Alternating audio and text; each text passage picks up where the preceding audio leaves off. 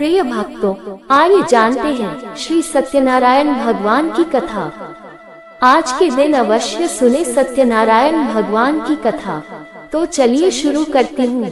एक समय की बात है, नैमिषारण्य तीर्थ में शनीक आदि 88,000 ऋषियों ने श्री सूत जी से पूछा, हे प्रभु, इस कलियुग में वेद विद्या रहित मनुष्यों को प्रभु भक्ति किस प्रकार मिल सकती है तथा उनका उद्धार कैसे होगा। हे मुनि श्रेष्ठ, कोई ऐसा तप बताए जिससे थोड़े समय में ही पुण्य मिले और मनवांछित फल भी मिल जाए। इस प्रकार की कथा सुनने की हम इच्छा रखते हैं। सर्व शास्त्रों के ज्ञाता सूत जी बोले, हे वैष्णवों में पूज्य, आप सभी ने प्राणियों के हित की बात पूछी है, इसलिए मैं एक ऐसे श्रेष्ठ व्रत को आप लोगों को बताऊंगा जिसे नारद जी ने लक्ष्मी नारायण जी से पूछा था और लक्ष्मीपति ने मुनिश्रेष्ठ नारद जी से कहा था। आप सब इसे ध्यान से सुनिए। एक समय की बात है, योगीराज नारद जी दूसरों के हित की इच्छा लिए अनेकों लोकों में घूमते हुए मृत्युलोक में आ पहुँचे। यहाँ उन्होंने अनेक योनियों में जन्मे प्रायः सभी मनुष्यों को अपने कर्मों द्वारा अनेकों दुखों से पीड़ित देखा। उनका दुख देख नारद जी सोचने लगे कि कैसा यत्न किया जाए जिसके करने से निश्चित रूप से मानव के दुखों का अंत हो जाए। इसी विचार पर मनन करते हुए वह विष्णु लोक में गए। वहाँ वह देवों के ईश भगवान नारायण की स्तुति करने लगे, जिनके हाथों में शंख, चक्र, गदा और पद्म थे, गले में वरमाला पहने हुए थे। स्तुति करते हुए नारद जी बोले, हे भगवान, आप अत्यंत शक्ति से संपन्न हैं, मन तथा वाणी भी आपको नहीं पा सकती है।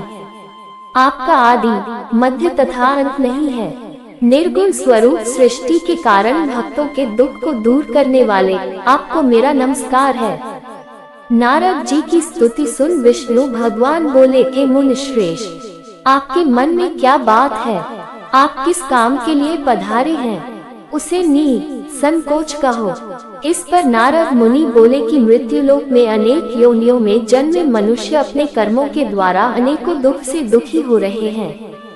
हे नाथ, आप मुझ पर दया रखते हैं तो बताए कि वो मनुष्य थोड़े प्रयास से ही अपने दुखों से कैसे छुटकारा पा सकते हैं। श्रीहरि बोले, हे नारद, मनुष्यों की भलाई के लिए तुमने बहुत अच्छी बात पूछी है। जिसके करने से मनुष्य मोह से छूट जाता है, वह बात मैं कहता हूँ, उसे सुनो। स्वर्ग लोक व मृत्यु लोक दोनों में एक दुर्लभ उत्तम व्रत है जो पुण्य देने वाला है। आज प्रेमवश होकर मैं उसे तुमसे कहता हूँ। श्री सत्यनारायण भगवान का यही व्रत अच्छी तरह विधान पूर्वक करके मनुष्य तुरंत ही यहाँ सुख भोग कर मरने पर मोक्ष पाता है। श्रीहरि के वचन सुन नारद जी बोले कि उस व्रत का फल क्या है और उसका विधान क्या है? यह व्रत किसने किया था? इस व्रत को किस दिन करना चाहिए? सभी कुछ विस्तार से बताएं।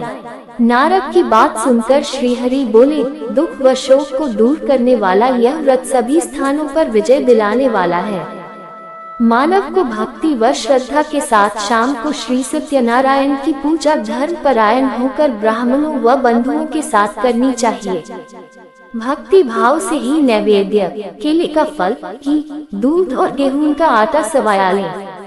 गेहूं के स्थान पर साठी का आटा, शक्कर तथा गुड़ लेकर वह सभी भक्षण योग्य पदार्थों को मिलाकर भगवान का भोग लगाएं। ब्राह्मणों सहित बंधु बांधवों को भी भोजन कराएं। उसके बाद स्वयं भोजन करें। भजन कीर्तन के साथ भगवान की भक्ति में लीन हो जाएं। इस तरह से सत्यनारायण भगवान का ये व्रत करने पर मनुष्य की सारी इच्छाएं निश्चित रूप से पूरी होती हैं। इस कली काल अर्थात कलियुग में मृत्युलोक में मोक्ष का यही एक सरल उपाय बताया गया है। इति श्री सत्यनारायण व्रत कथा का प्रथम अध्याय संपूर्ण। श्री सत्यनारायण व्रत कथा का दूसरा अध्याय। प्रेम से बोलिए श्री सत्यनारायण भगवान की जय। कथा इस प्रकार है। सूत जी बोले, हे ऋषियों, जिसने पहले समय में इस व्रत को किया था उसका इतिहास कहता हूँ, ध्यान से सुनो।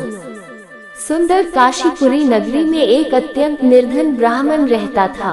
भूख प्यास से परेशान वह धरती पर घूमता रहता था।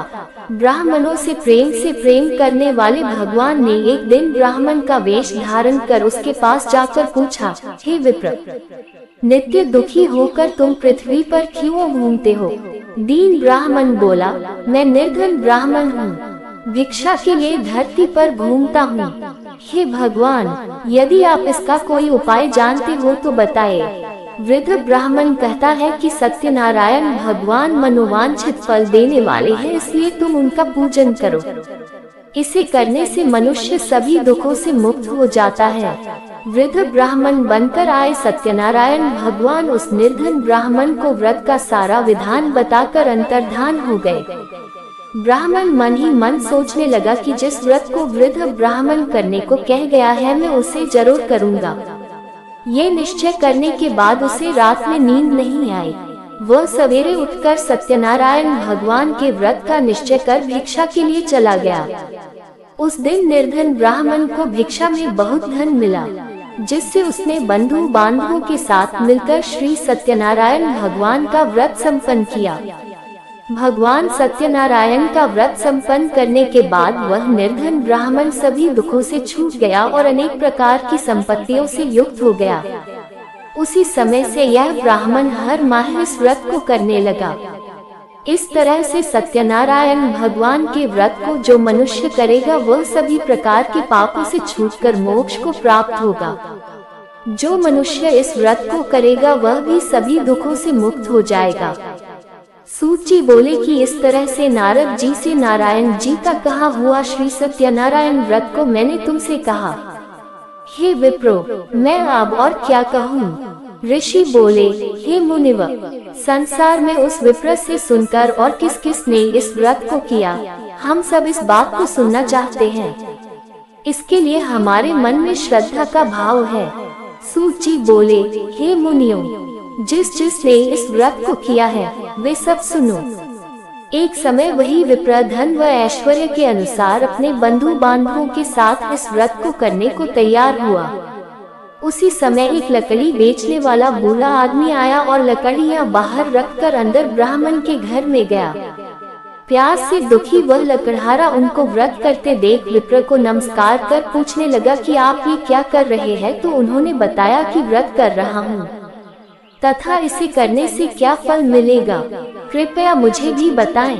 ब्राह्मण ने कहा कि सब मनोकामनाओं को पूरा करने वाला ये सत्यनारायण भगवान का व्रत है।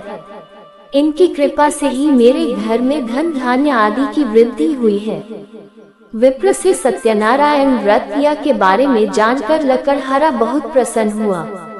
चरणामृत लेकर वह प्रसाद खाने के बाद वह अपने घर गया।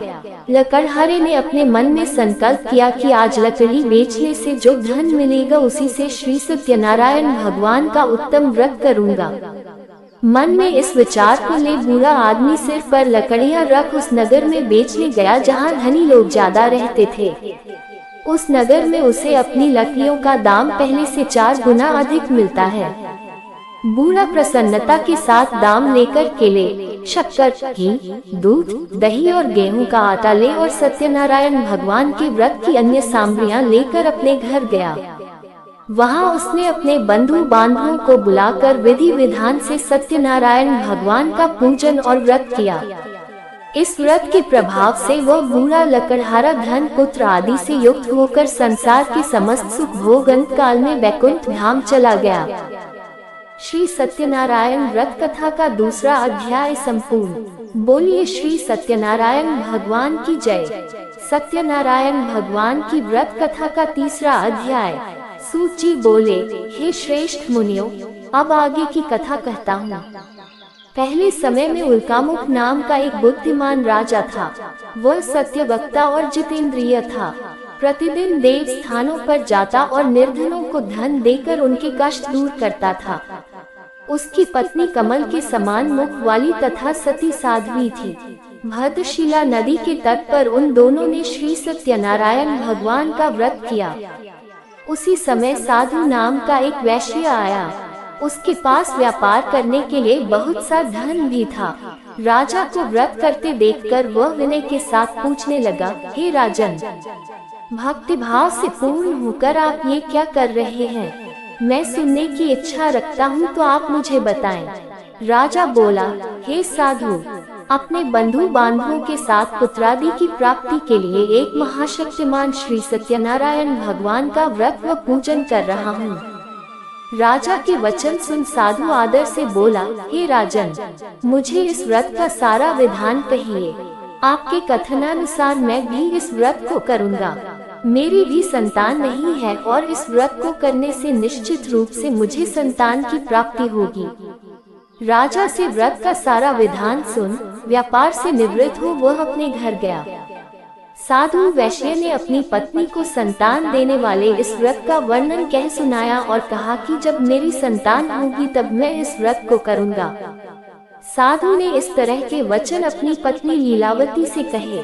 एक दिन लीलावती पति के साथ आनंदित हो सांसारिक धर्म में प्रवृत्त होकर सत्यनारायण भगवान की कृपा से गर्भवती हो गई। 10वें महीने में उसके गर्भ से एक सुंदर कन्या ने जन्म लिया। दिनों दिन वह ऐसे बढ़ने लगी जैसे कि शुक्ल पक्ष का चंद्रमा बढ़ता है। माता पिता ने अपनी कन्या का नाम कलावती रखा। एक दिन लीलावती ने मीठे शब्दों में अपने पति को याद दिलाया कि आपने सत्यनारायण भगवान के जिस व्रत को करने का संकल्प किया था उसे करने का समय आ गया है, आप इस व्रत को करिए। साधु बोला कि हे प्रिय, इस व्रत को मैं उसके विवाह पर करूँगा। इस प्रकार अपनी पत्नी को आश्वासन देकर वह नगर को चला गया। कलावती पिता के घर में रह वृद्धि को प्राप्त हो गई। साधु ने एक बार नगर में अपनी कन्या को सखियों के साथ देखा तो तुरंत ही दूत को बुलाया और कहा कि मेरी कन्या के योग्य वर देख कर आओ। साधु की बात सुनकर दूत कंचन नगर में पहुंचा और वहां देखभाल कर लड़की के सुयोग्य वानिक पुत्र को ले आया। सुयोग्य लड़के को देख साधु ने बंधु बांधवों को बुलाकर अपनी पुत्री का विवाह कर दिया। लेकिन दुर्भाग्य की बात ये कि साधु ने अभी भी श्री सत्यनारायण भगवान का व्रत नहीं किया। इस पर श्री भगवान क्रोधित हो गए और श्राप दिया कि साधु को अत्यधिक दुख मिले। अपने कार्य में कुशल साधु बनिया जमाई को लेकर समुद्र के पास स्थित होकर रत्नासारपुर नगर में गया। वहां जाकर दामाद ससुर दोनों मिलकर चंद्रकेतु राजा के नगर में व्यापार करने लगे। एक दिन भगवान सत्यनारायण की माया से एक चोर राजा का धन चुराकर भाग रहा था। उसने राजा के सिपाहियों को अपना पीछा करते देख चुराया हुआ धन वहां रख दिया जहां साधु अपने जमाई के साथ ठहरा हुआ था। राजा के सिपाहियों ने साधु वैश्य के पास राजा का धन पड़ा देखा तो वह ससुर जमाई दोनों को बांधकर प्रसन्नता से राजा के पास ले गए और कहा कि उन दोनों चोरों हम पकड़ लाए हैं, आप आगे की कार्यवाही की आज्ञा दें। राजा की आज्ञा से उन दोनों को कठिन कारावास में डाल दिया गया और उनका सारा धन भी उनसे छीन लिया गया। श्री सत्यनारायण भगवान से श्राप से साधु की पत्नी भी बहुत दुखी हुई।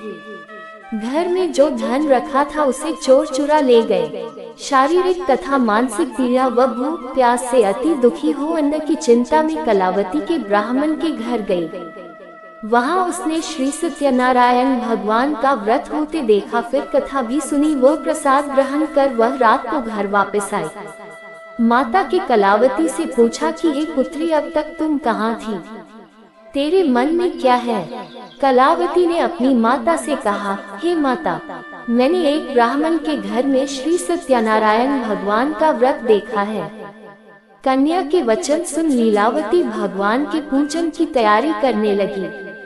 लीलावती ने परिवार व बंधुओं सहित सत्यनारायण भगवान का पूजन किया और उनसे वर मांगा कि मेरे पति तथा जमाई शीघ्र घर आ जाएं। साथ ही यह भी प्रार्थना की कि हम सबका अपराध क्षमा करें। श्री सत्यनारायण भगवान इस व्रत से संतुष्ट हो गए और राजा चंद्रकेतु को सपने में दर्शन दे कहा कि हे राजन, तुम उन दोनों वैश्यों को छोड़ दो और तुमने उनका जो धन लिया है उसे वापस कर दो। अगर ऐसा नहीं किया तो मैं तुम्हारा धन, राज्य व संतान सभी को नष्ट कर दूंगा। राजा को ये सब कहकर वह अंतर्धान हो गए।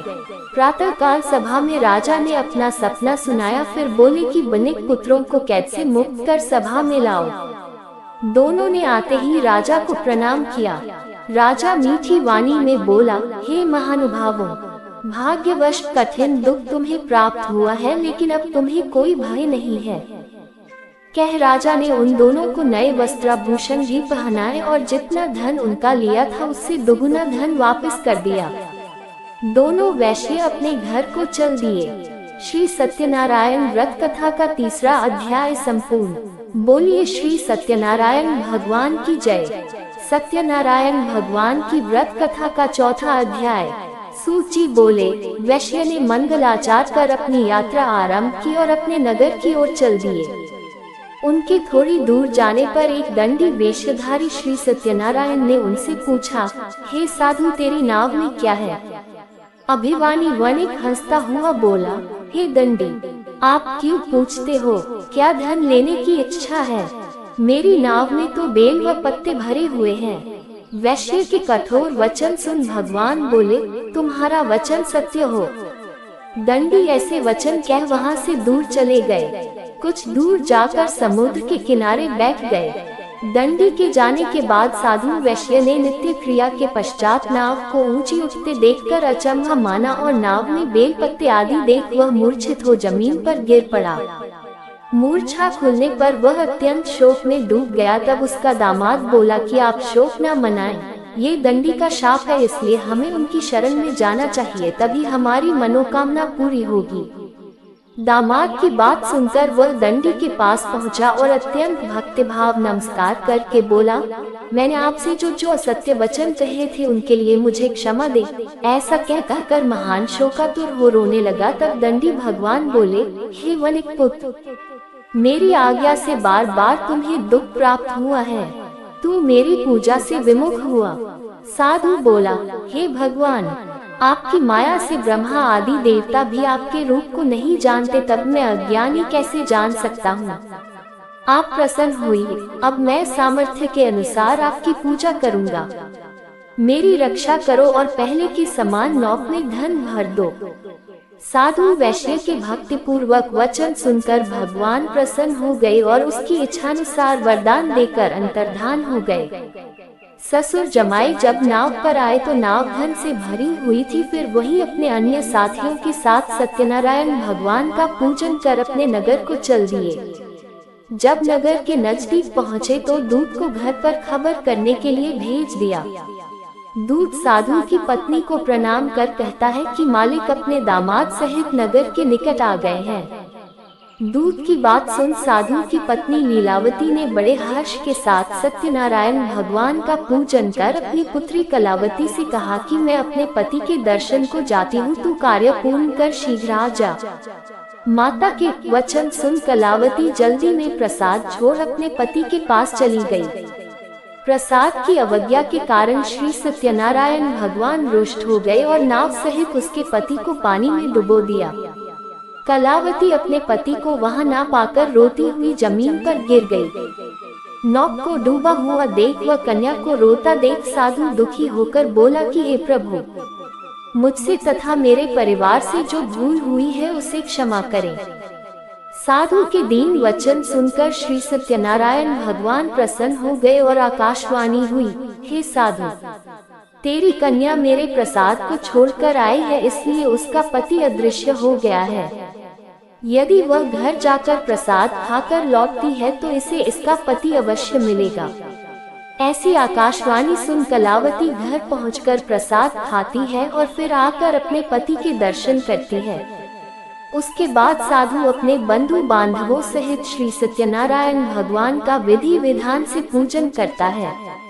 इस लोक का सुख भोग वह अंत में स्वर्ग जाता है। श्री सत्यनारायण व्रत कथा का 4था अध्याय संपूर्ण। बोलिए श्री सत्यनारायण भगवान की जय। सत्यनारायण भगवान की व्रत कथा का 5वां अध्याय। सूची बोले, हे ऋषियों, मैं और भी एक कथा सुनाता हूँ, उसे भी ध्यान पूर्वक सुनो। प्रजापालन में लीन तुंगध्वज नाम का एक राजा था। उसने भी भगवान का प्रसाद त्याग कर बहुत ही दुख सहन किया। एक बार वन में जाकर वन्य पशुओं को मारकर वह बड़ के पेड़ के नीचे आया। वहां उसने ग्वालों को भक्ति भाव से अपने बंधुओं सहित सत्यनारायण भगवान का पूजन करते देखा। अभिमानवश राजा ने उन्हें देखकर भी पूजा स्थान में नहीं गया और न ही उसने भगवान को नमस्कार किया। ग्वालों ने राजा को प्रसाद दिया, लेकिन उसने वह प्रसाद नहीं खाया और प्रसाद को वहीं छोड़ वह अपने नगर को चला गया। जब वह नगर में पहुंचा तो वहां सब कुछ तहस नहस हुआ पाया, तो वह शीघ्र ही समझ गया कि यह सब भगवान ने ही किया है। वह दोबारा ग्वालों के पास पहुंचा और विधि पूर्वक पूजा करके प्रसाद खाया तो श्री सत्यनारायण भगवान की कृपा से सब कुछ पहले जैसा हो गया। दीर्घ काल तक सुख भोगने के बाद मरणोपरांत उसे स्वर्गलोक की प्राप्ति हुई। जो मनुष्य परम दुर्लभ इस व्रत को करेगा तो भगवान सत्यनारायण की अनुकंपा से उसे धन धान्य की प्राप्ति होगी। निर्धन धनी हो जाता है और भयमुक्त हो जीवन जीता है।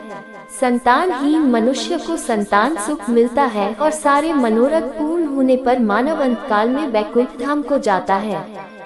सूची बोले, जिन्होंने पहले इस व्रत को किया है अब उनके दूसरे जन्म की कथा कहता हूँ। वृद्ध शतानंद ब्राह्मण ने सुदामा का जन्म लेकर मोक्ष की प्राप्ति की। लकड़हारे ने अगले जन्म में निषाद बनकर मोक्ष प्राप्त किया। उल्कामुख नाम का राजा दशरथ होकर बैकुंठ को गए। साधु नाम के वैश्य ने मोरध्वज बनकर अपने पुत्र को आरे से चीरकर मोक्ष पाया। महाराज तुंगध्वज ने स्वयंभू होकर भगवान में भक्ति युक्त हो कर्म कर मोक्ष पाया। श्री सत्यनारायण व्रत कथा का 5वां अध्याय संपूर्ण। बोलिए श्री सत्यनारायण भगवान की जय।